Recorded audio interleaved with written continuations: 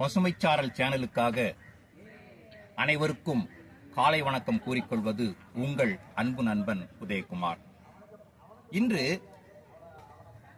ஒரு அவரை இனமான சோயா பீன்ஸை பற்றி தெரிந்து கொள்வோம். அவரை இனம் என்றாலே அதனுடைய பொருள் என்ன என்று கேட்டால், அத்தனையுமே புரத சத்து வாய்ந்தது அப்படின்னு சுருக்கமா சொல்லிடலாம். எந்த அவரை இனமா எடுத்துக்கிட்டாலும் நீங்க அதுல புரதச்சத்து அதிகமா இருக்கு.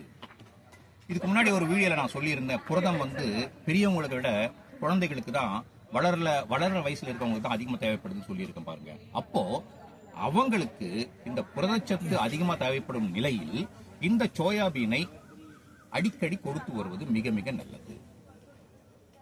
அது எப்படி கொடுக்கலாம் அப்படின்னு தெரிஞ்சுக்கிறதுக்கு முன்னாடி இந்த புரதம்னா என்னன்றதை கொஞ்சம் உள்ள போய் பார்ப்போமே. அமினோ அமிலங்கள், ஆங்கிலத்தில் அமினோ ஆசிட்ஸ் சொல்லுவாங்க, இதை கேள்விப்பட்டிருப்பீங்க.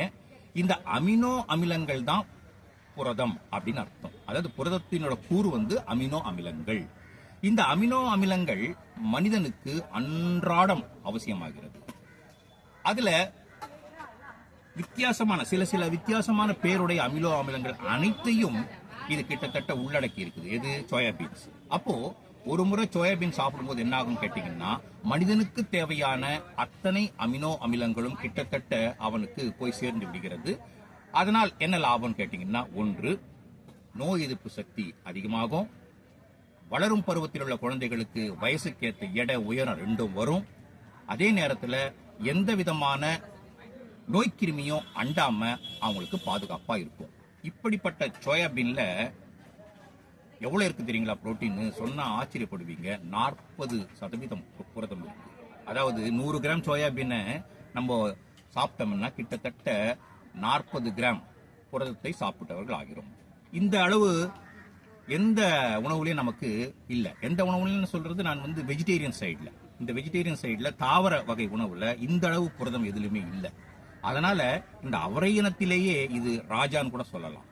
இப்படிப்பட்ட சோயாபீன்ஸை என்னை பொறுத்தவரை, எனக்கு தெரிந்தவரை நமது தென்னிந்திய பாகத்தில் மிக மிக குறைவாகத்தான் உபயோகப்படுத்தி வருகிறோம்.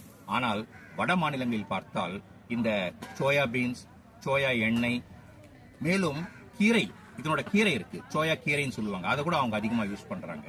இங்க அது கிடைக்கிறது கொஞ்சம் கஷ்டம். இருந்தாலும் நமக்கு கிடைக்கக்கூடிய இந்த சோயா பீன்ஸை அடிக்கடி சுண்டல் மாதிரி செஞ்சு பெரிய வயதானவங்களுக்கும் குழந்தைகளுக்கும் கொடுத்தீங்கன்னா ரொம்ப ரொம்ப நல்லது. அதுவும் இப்போ ஸ்கூல் திறக்கிற நேரம் வந்துடுச்சு. ஸ்நாக்ஸ் பாக்ஸ்ல என்ன கொடுத்து அனுப்புவீங்க. நீங்க அனாவசியமா எதையும் கொடுக்காம, சிப்ஸையோ இல்ல சாக்லேட்டையோ இல்ல பிஸ்கெட்டையோ கொடுக்காம இதை நல்லா அப்படி அவிச்சு சுண்டல் மாதிரி செஞ்சு அதை பேக்ல போட்டு கொடுத்தீங்கன்னா அவங்களோட அட்டென்ஷன் கூட ரொம்ப நல்லா இருக்கும். ஏன்னா புரதம் தான் வாழ்க்கைன்னு நான் ஏற்கனவே சொல்லியிருக்கேன்.